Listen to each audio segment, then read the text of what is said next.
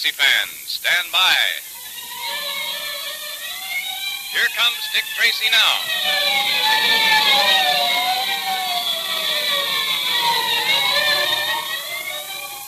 This electrically transcribed series of thrilling Dick Tracy detective adventures is brought to you by Quaker Puffed Wheat and Quaker Puffed Rice, those specially delicious, nourishing cereals that give you trigger-fast food energy because they're shot from guns. Remember the sound of those big Quaker guns the next time you sit down to a tempting dish of crisp, crunchy puffed wheat or puffed rice for breakfast. And remember the special Quaker process and moisture-proof package that makes Quaker Puffed Wheat and Quaker Puffed Rice so firm and plump, so much more delightful than ordinary cereals. Puffed wheat and puffed rice are especially easy to digest, too. Each grain of sun-ripened wheat or rice is actually exploded to 8 times its normal size as it's shot from the guns. Each tiny, hard-to-digest food cell is unlocked, but all its quick food energy, all its goodness, is retained and released to you much more quickly and easily. So join the thousands of happy, healthy, puffed wheat and puffed rice fans tomorrow morning. Enjoy the tasty, nut-like flavors of those 2 swell cereals. Eat puffed wheat one morning and then puffed rice the next. Ask Mother to get a package of each from the grocer displaying the Dick Tracy Secret Service Patrol Headquarters sign right away. The notorious outlaw of the great Northwest, Vernon Kyle, has terrorized the inhabitants of the town of Pitchblend in the Yukon into sharing their mines with him. Kyle planned to force the miners to ship their pitchblende ore, containing radium, to Peel River by way of his airplane instead of dog sled, obliging them to pay very highly for the privilege. Dick Tracy's arrival inspired the downtrodden miners to refuse. Naturally, Kyle's next move is to do away with Dick Tracy. In our last episode, Dick was sitting in the cabin of Captain McKean of the Northwest Mounted Police when he noticed a sinister figure lurking at the window. Dick immediately started talking to Junior in code. What was Dick saying? Hey, why all this talk about football? If you fellas have run out of things to talk about, well, we can deal some three-handed bridge. Well, Captain, Junior and I are just brushing up on... Now, Junior, now! Dick, you fired that shot. And without turning around. Quick, outside. Tracy, did you expect to hit anything firing over your shoulder like Talk that? later, McKean. Come on. Oh, my shoulder. My shoulder. Lucky for you, it only was your shoulder. The next time you try to shoot someone through a window, my friend, don't make the mistake of letting your target see you first. Tracy, I don't get all this. Who is this man? McKean, our wounded friend here was sent by Vernon Kyle with instructions to kill me, which he tried to do by shooting at me through the window. Fortunately, I caught a glimpse of him in the mirror over the mantelpiece. Yeah, and it's a good thing I ducked when I did, too. I'll say it was. Dick, that was some shooting. Well, it was a long chance, Pat. Fortunately, it worked. Well, my friend, what have you got to say for yourself? I wasn't going to shoot you. I swear I wasn't. Oh, no, of course not. You were carrying this rifle and pointing it at me through the window in a spirit of good, clean fun. Well, what are you going to do with this fella, Dick? I think we better lock him up. McKean, after you see that he gets first aid. Not that he's badly hurt. I wouldn't be surprised if he were one of the men who ganged up on old man Weir. Trying to kill someone by shooting from behind, as he tried to do me, or ganging up on a defenseless old man like Weir. They're the sort of dirty work that go together. Well, there's no thanks to these rats that old man Weir's going to be all right. By the way, Tracy, Weir said he wanted to see you, wants to have a talk with you. Good. I'll go along to the doctor's with you then. Come along, Pat.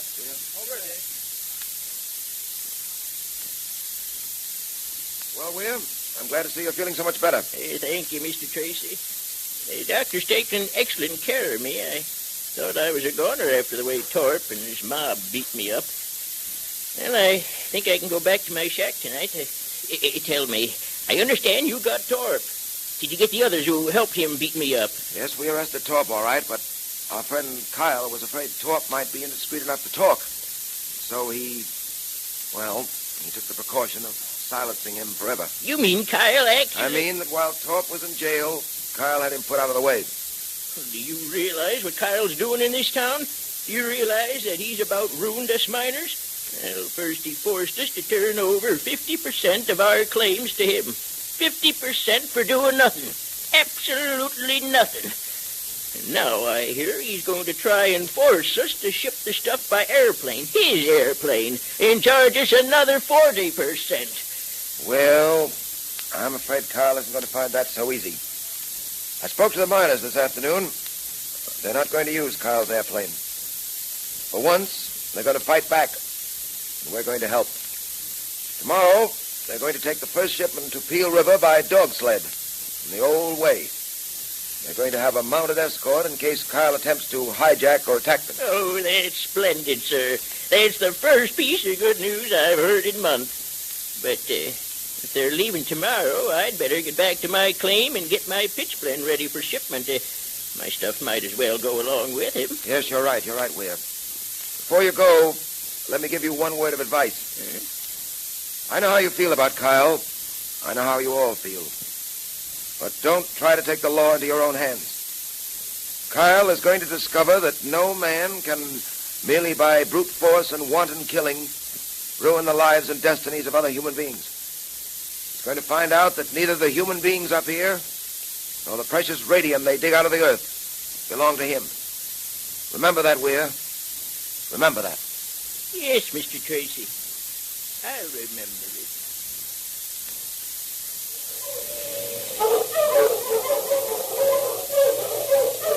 Well, Tracy, the dog sleds are about ready to start for Peel River. Still feel you want to send Patton along with them? Yes, I do. We've agreed, haven't we, McKean, that Vernon Kyle will make some sort of attempt at stopping these dog sleds before they get to Peel River? Well, there's hardly any doubt of that. But I'm sending along a mounted escort, headed by Remington. Yes, I know. But you don't object to Patton going along, too, do you? No, certainly not. You see, he'll be my personal representative on the trip, since I made certain promises to the miners. I understand perfectly, Tracy. You don't have to explain. Well, Dick, looks as if we're about ready to start. Yes, Pat. Another few moments at the most. Gee, Dick, can't I go along, too? Boy, I'd give anything to ride all the way to Peel River in one of those dog sleds. I know you would, Junior. But I'm afraid this trip isn't going to be a pleasure jaunt. There may be trouble. I'd rather you stayed here with me. Well, all right, Dick. Anything you say. Tracy, look. There's Vernon Kyle. He's coming over toward us now. Yeah, I see him. It'll be an interesting interview. Very interesting indeed. Well, if he starts anything, I'm going to let him have it right from the ground. Oh, easy, Pat. Let me handle it. Well, if it isn't the famous Mr. Tracy, huh? What are you doing, giving the miners your blessing before you send them out into the great beyond? Kyle, to put it bluntly, and that's the only way I'll put it to you, you're not welcome here. Oh, I'm not welcome, Tracy. I'm welcome everywhere. I run this town, and every place I go, I'm welcome. I think you've just about worn your welcome thin, Kyle. Is that so? Well, let me tell you something, Tracy. Hold on. You can say your piece without poking me in the chest with that riding whip of yours. Now, get this, Tracy. Whether you like it or not, I run this town and the people in it. In the first place, I don't like it. In the second place, you're not running this town any longer. Now, listen, those miners may think they're saving money by shipping their stuff through to Peel River by dog sled, but they're not. They're going to find it's a lot more expensive. Your anxiety to save money for them is very touching. I don't like your tone, Tracy. In fact, there's a lot I don't like about you. That goes for you, too, Patton. Don't tap my arm with that riding whip again, Kyle. Oh, you mean like this? Why not, Patton? Oh, that's why, Kyle. Pat. Oh, I'm sorry, Dick. I know you asked me not to, but I just had to get one poke at that guy. I've got to admit it was a pleasure. So it was a pleasure, was it, Patton? Yeah. Well, you'll be sorry for this. On your way, you drugstore cowboy. I think your business with us is over, don't you, Kyle? We'll be meeting again. That goes for you, too, Patton. I'm going. But before I go, you better take a tip from me. Get those miners to change their minds. Tell them to ship their stuff out by plane. My plane, Tracy. Because if they don't... Yeah, if they don't? I'll be seeing you around, Tracy. I'll be seeing you around. I should have hit him again just to make sure. Take it easy, Pat. Sorry you hit him the first time. But after what You shouldn't have lost your head, Pat. Nothing was gained by that. It relieved my feelings. Well, as a policeman, you're supposed to keep your feelings under control. Remember that. Well, okay, Dick. I'm sorry. Mr. Tracy, the dog teams are all ready to start. All right. Now listen to me, you men.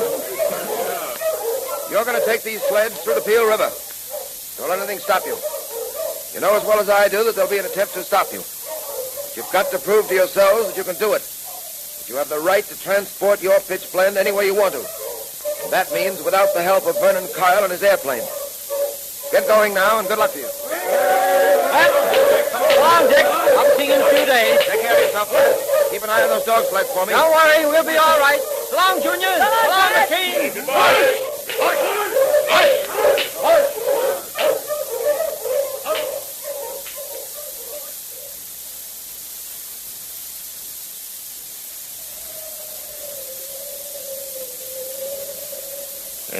terrible night, Tracy. Bitter cold, and there's a high wind blowing. Think it'll snow? Oh, no, the moon's out. Big frosty moon at that. You can see it right over the brow of that hill up there. No, I was just thinking of those dog sleds and those men out there in this biting wind. Yes, I know. Well, they'll be all right, I'm sure. Well, Tracy, I must admit that since you've come up here, things have changed. Vernon Kyle isn't quite the braggart he used to be. I'm afraid I haven't done much more than hold him in check up till now.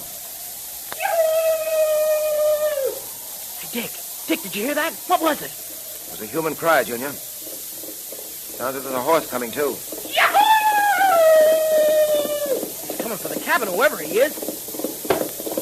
He's gone past. Gosh, look, Dick. It's a hooded figure galloping across the moon. I heard something hit the door. Let's see. It's a knife, Tracy, a knife stuck in the door. Yep. There's a note attached to it. What's this mean, I wonder? Well, we'll read it and see. It says, "You cannot win alone against the snake that calls itself Vernon Kyle.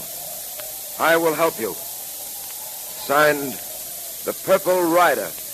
The Purple Rider? Gee, I wonder who he is. The Purple Rider? Who is the Purple Rider? And what further adventures await Dick Tracy in the wilderness of the great Northwest? Will Pat and the dog sleds get through safely to Peel River? Well, it's hard to tell. But now let's stand by for our Dick Tracy Secret Service Patrol meeting, brought to you by Quaker Puffed Wheat and Quaker Puffed Rice, those two specially delicious, nourishing cereals that are shot from guns to give you trigger-fast food energy. And here comes Dick Tracy, Jr., our patrol president now. The meeting will now come to order. Say, Junior, wasn't it great the way Dick got that code message to you today? It sure was. Everybody thought we were talking about football. You never know when that secret code's going to come in handy. Right, Mr. Quakerman. And you know another swell thing about being a patrol member is that you know the secret handshake. Didn't Dick Tracy use that secret handshake to let you know who he was when he was disguised as the Apache, Junior? Yes, and boy, was I surprised. You know, a lot of patrol members use the secret handshake all the time to recognize each other and to find out whether other fellows and girls belong to the patrol without saying a word. And that's the right way to use it, too. Listen, boys and girls, if you're a member of the Dick Tracy Secret Service Patrol or of the National Girls Division, use the secret handshake the way you should. Read your code book. It's full of swell things to do.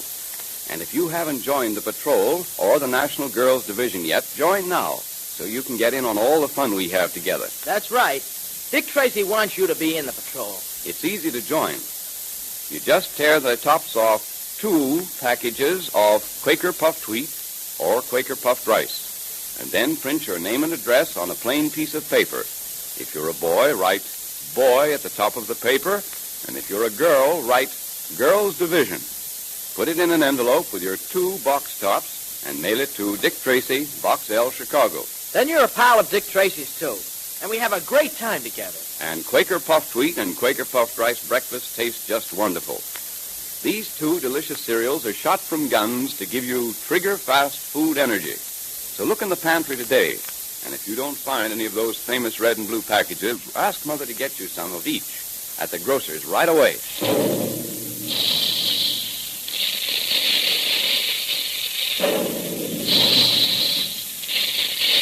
Calling all adventure fans, calling all Dick Tracy fans. Stand by for another exciting, electrically transcribed Dick Tracy adventure tomorrow at this same time.